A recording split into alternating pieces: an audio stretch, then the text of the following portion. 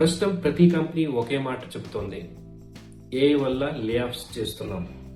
కానీ జోహో ఫౌండర్ శ్రీధర్ వెంబు గారు చెప్పిన విషయం చాలా షాకింగ్గా ఉంది. ఆయన ప్రకారం చాలా లే ఆఫ్స్ వెనక అసలు కారణం ఏఐ కాదు, ఎకనామిక్ ప్రెషర్. ఇప్పుడు అసలు ఆట ఇక్కడే ఉంది. ఒక కంపెనీ ఇలా చెబితే బిజినెస్ స్లో అయింది, అందుకే ఉద్యోగాలు తగ్గిస్తున్నాం అంటే మార్కెట్ పానిక్ అవుతుంది. కానీ అదే కంపెనీ ఇలా చెబితే వీఆర్ ట్రాన్స్ఫార్మింగ్ విత్ ఏఐ అంటే ఫ్యూచరిస్టిక్గా కనిపిస్తుంది. And most people don't realise this.